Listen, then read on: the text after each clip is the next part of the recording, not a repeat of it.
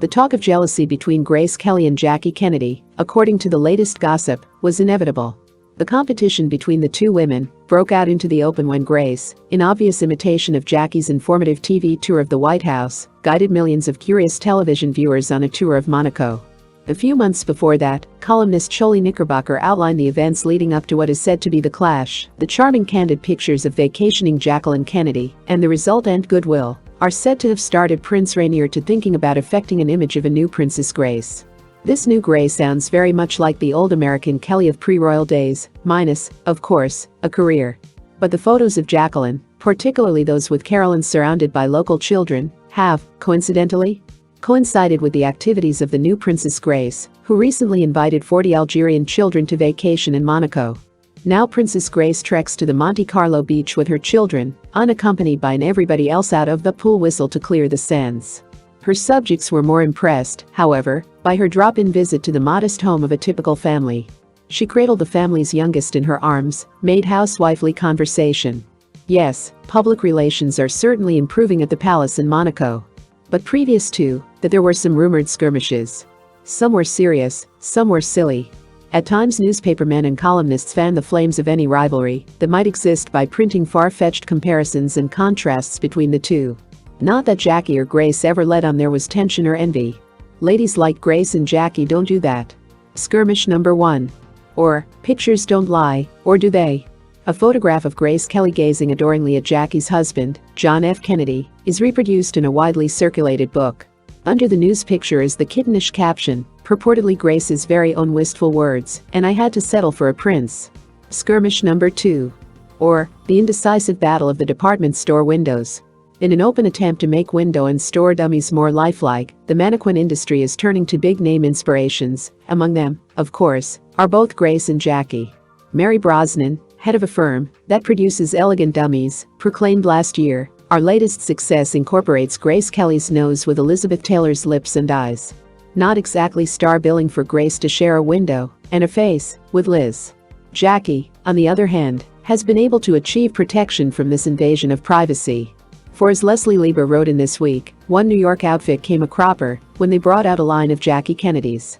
Most of their clients turned down the idea of making the First Lady a store window dummy. A Copenhagen manufacturer had the same idea and advertised Jackie Kennedy mannequins for European display.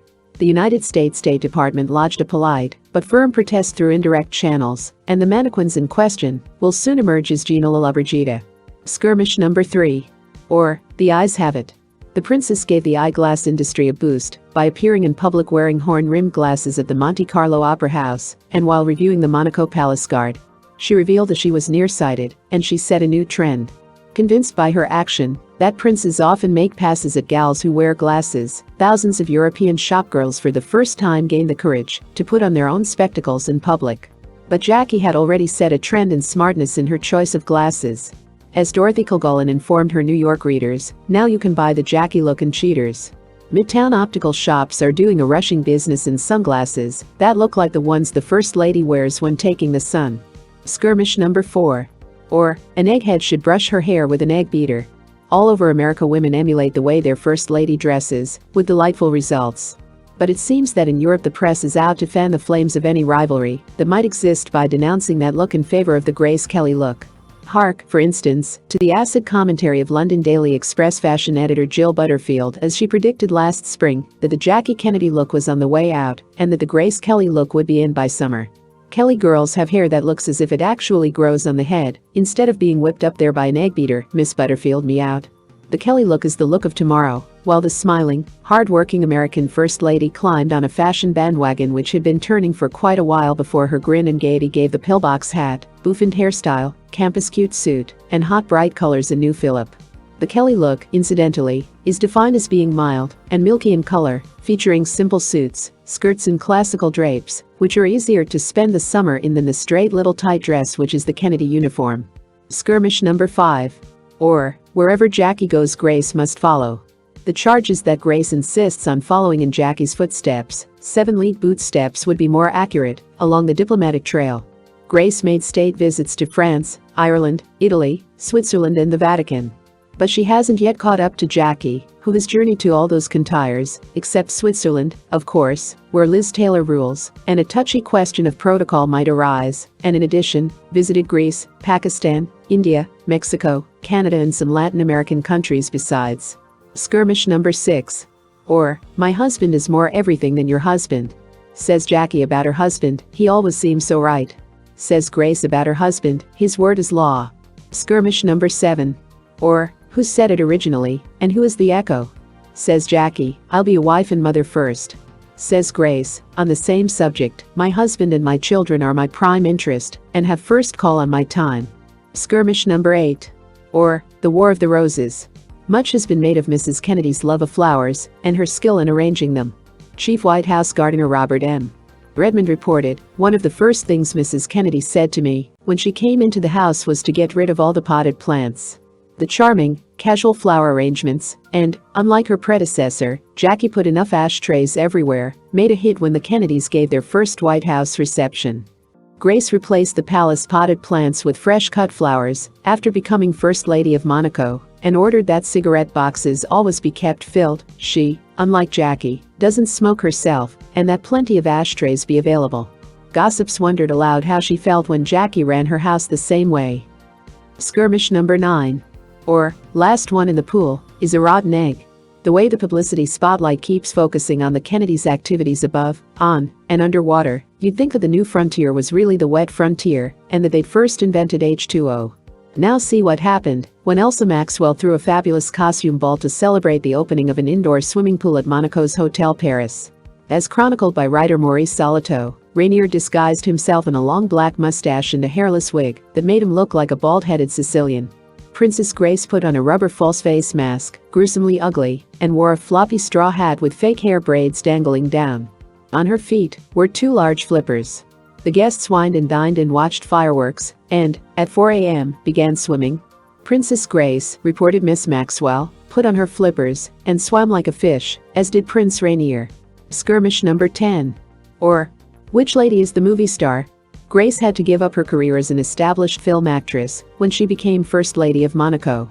But Jackie made a movie, Jacqueline Kennedy's Asian Journey, which was released by the United States Information Agency in 29 languages to 106 foreign countries, as well as this country. So from all these incidents, a pattern emerges, a pattern of rivalry.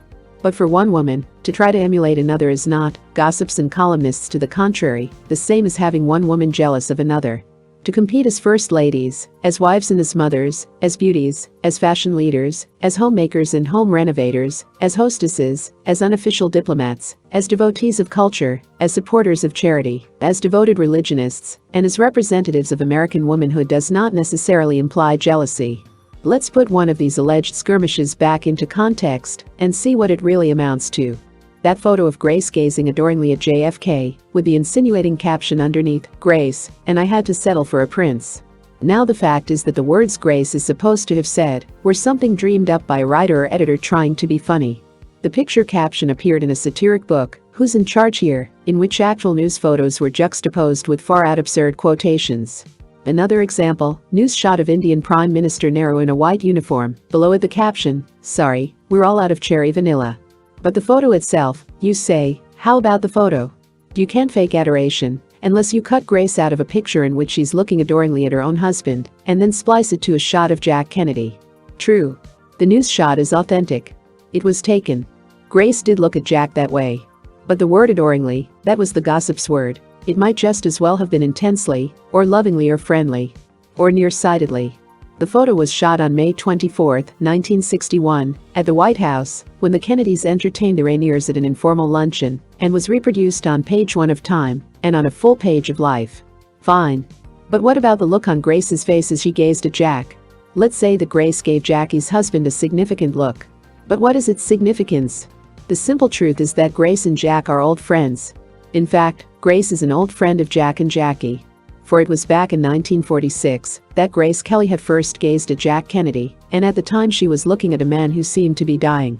He'd had several serious spinal operations. Last rites had been administered. He survived, but the convalescent period was a nerve-wracking one. Was the operation a permanent success? If the patient lived, could he ever walk again? It was during this period that Jackie, Having exhausted her resources for cheering him up, she read to him, drew crazy pictures for him, brought him idiotic presents, met her friend Grace Kelly. Jack wasn't allowed any visitors except members of the immediate family, but this didn't stop Jackie. Her husband was in severe pain, down in the dumps and irritable. Wifely shock therapy was indicated. So she went with Grace to the hospital and tapped on Jack's closed door. From inside came a cross between a snarl and a growl, a warning that the patient wanted to be alone with his own dismal thoughts and that whatever nurse, attendant or intern who was disturbing him should have the good sense to go away, and quick. But Grace Kelly entered anyhow, with Jackie right behind her. "I'm the new night nurse," Grace announced. Jack blinked his eyes, and then he laughed out loud. Jackie, hearing this welcome sound, was most grateful.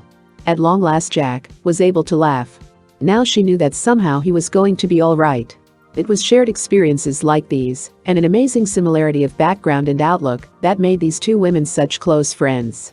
Born within 2 years of each other, and growing up just 200 miles apart, Grace and Jackie were both victims of abnormal shyness, and yet both found the strength to break away from the cocoon-like existence in which they were sheltered and protected to try their wings in a threatening and challenging world.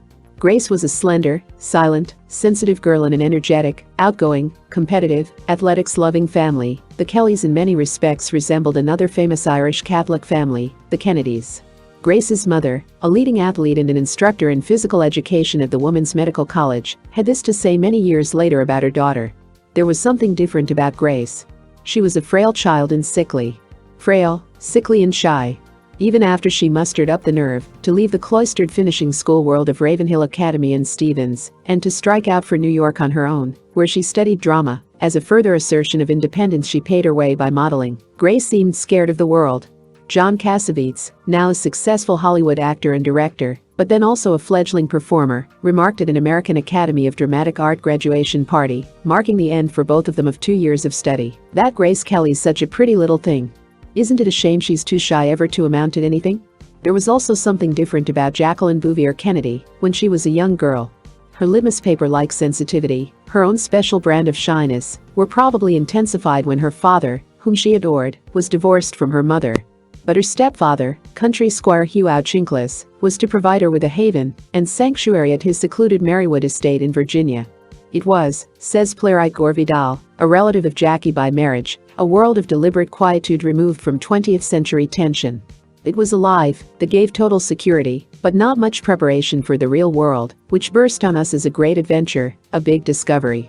Most of us broke away. Jackie surely rejected the great lady tradition. At 18, Jackie was the queen debutante of the year, yet just 1 year later she was dissatisfied, unwilling to be just a piece of pretty, fragile and useless Dresden porcelain. Not so long ago, looking back at that period, she said, "But Newport, when I was about 19, I knew I didn't want the rest of my life to be there. I didn't want to marry any of the young men I grew up with, not because of them, but because of their life. I didn't know what I wanted. I was still floundering." Unlike Jackie, Grace Kelly thought she knew what she wanted. Fame. Recognition as an actress. Success. She got a small part on a Broadway show. Then, for a long time, nothing. Even after she achieved success, recognition and fame in Hollywood beyond her fondest dreams, she was still lonely. She was waiting. Waiting, for exactly what, she did not know. Jacqueline Bouvier's floundering took her to Vassar for 2 years, then to Paris for a year at the Sorbonne, and then back to the United States where, determined not to be a little girl at Vassar again, she took a journalism course at George Washington University. It was time, Jackie told herself, to see what the real world was like, so with the help of old friend of the family Arthur Kroc, chief of the New York Times Washington bureau, she wangled a job on the Washington Times-Herald. When Kroc phoned that paper's managing editor and was told there was a $42.50 a week opening for an inquiring photographer who could handle a camera, he put his hand over the receiver, repeated this to Jackie, and asked her if she could take pictures. Jackie gulped, crossed her fingers to take the sting out of her lie, and said, yes. Newspaper work was exciting, and interviewing and taking pictures of the man on the street and the celebrity in the limelight. One staff photographer, Joe Heiberger, had showed her how easy it was to snap pictures. You just set your camera for 6 feet and take all shots from that distance, was fun. Yet there was something lacking, and it began to intrude itself unconsciously, or was it consciously, into her column. Her inquiring reporter questions dealt more and more with love. Questions like, is your marriage a 50-50 partnership, or do you feel that you give more? And can you give any reason why a contented bachelor should get married? To this last question, Jackie found that she herself could come up with lots of reasons. The bachelor she had in mind was handsome Jack Kennedy, senator from Massachusetts. In fact, when she framed another question in her column, people who knew Jacqueline Bouvier best were convinced she was trying to tease and to goad Jack. The column question. The Irish author, Sean O'Fallon, claims that the Irish are deficient in the art of love. Do you agree? The men and women to whom Jackie asked this question agreed and disagreed. But Jack Kennedy, who read Jackie's column every day, showed his disagreement by his actions. The art of love meant showing your girl that you're sincere, like buying her books she should read, instead of gifting her perfume, and giving her gifts that were educational instead of frilly. The art of love meant letting her know how you felt about her, nothing gooey and gushy, mind you, but a simple straightforward statement, like sending her a cable, when she was in England covering the coronation of Queen Elizabeth II, saying, "Article's excellent, but you are missed." The art of love meant reversing roles and asking the inquiring camera girl a question, and having her answer, yes. The art of love meant forsaking the alleged benefits of bachelorhood for the responsibilities and joys of marriage. For Grace Kelly, too, her moment of fulfillment and end of loneliness came the day the SS Independence delivered her to Prince Rainier's yacht, and she stepped into the arms of her husband-to-be. Love and marriage brought Grace and Jackie their true vocation of being wives and mothers. Yet, because both women had married extraordinary men, their vocation was soon extended to cover a much wider range than homemaking and childbearing. Immediately for Grace, and a few years after her wedding for Jackie, they both became the first ladies of their countries. Serving society instead of society, it was inevitable that their skills and accomplishments as hostesses, diplomats, fashion setters, beauties, patronesses of culture, sponsors of charities, sportswomen, etc. should be contrasted and compared. And it was inevitable that they should compete. Actually, the very fact that they had so much in common, social position, family background, shyness, education, religious training, deep concern for art, music and literature, made this competition possible. Healthy competition, not destructive competition.